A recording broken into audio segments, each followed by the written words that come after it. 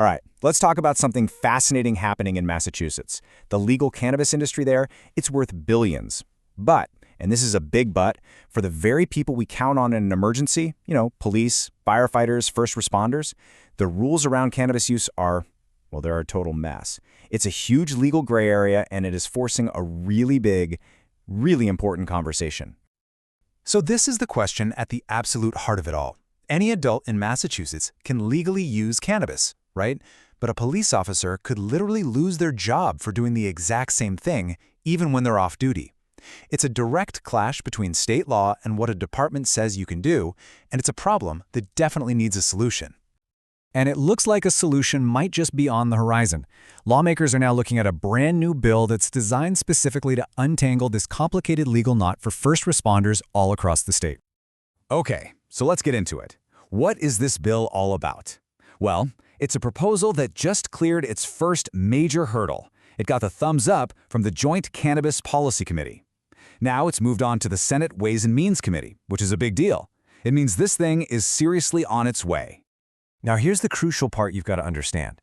The bill doesn't just immediately say, okay, police can now use cannabis. Nope. Instead, it calls for a formal, really in-depth study.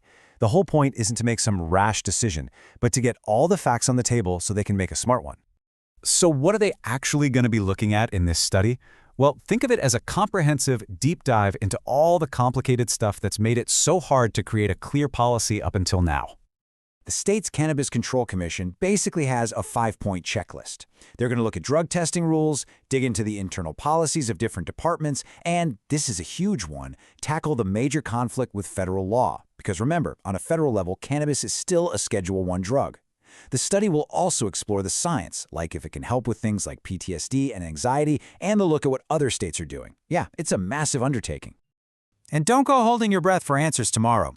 The Commission has until the end of 2026 to get all its findings together and hand in a full report, so any real policy changes that might come from this study, we're still a few years out. But what's really interesting here is that this bill for first responders isn't happening in a vacuum. It's actually part of a much bigger push happening for cannabis rights in the workplace for everybody across the whole state. You can kind of think of this effort as moving on two parallel tracks. On one side, you have this very specific bill for first responders that we've been talking about. But right alongside it, there are separate bills moving forward that want to give job protections to all workers in the state who use cannabis. It's a statewide movement, for sure. However, just as lawmakers are trying to clear things up and expand cannabis rights, there's a whole other movement working in the background to repeal legalization in Massachusetts altogether. And listen, this isn't just some small, fringe effort. The organizers of this repeal campaign have gone on record saying they are on track to get all the signatures they need to get their initiative on the ballot. They're sounding pretty confident, which tells you they have some real momentum. Their endgame? A ballot initiative in 2026 that would completely roll back the state's legalization law. They're working to get 100,000 signatures to make that a reality. But the whole effort is getting some side-eye, because the state attorney general's office has confirmed it's getting complaints that some of the signature collectors might be using some misleading tactics. So you've got these two forces pushing in completely opposite directions. One wants more rights, the other wants a full repeal. It means the entire future of cannabis in Massachusetts is very, very much up in the air. To really understand what's at stake here, you just have to remember how we got to this point. Voters said yes to legalization back in 2016. Legal sales started in 2018. And in just a few short years, it's ballooned into this massive industry, an industry that is now facing a pretty darn uncertain future. How massive are we talking?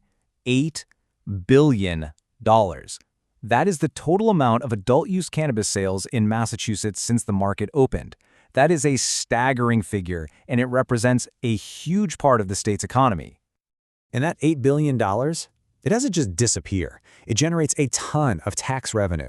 A top state regulator has actually warned that repealing legalization would put all that money at risk, money that funds crucial public programs.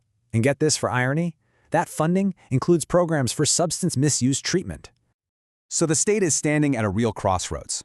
One path leads to clarity, solidifying a regulated industry for workers and first responders alike. The other path, well, it leads back in time, tearing down an $8 billion market and everything that goes with it. The real question is, which path is Massachusetts going to choose?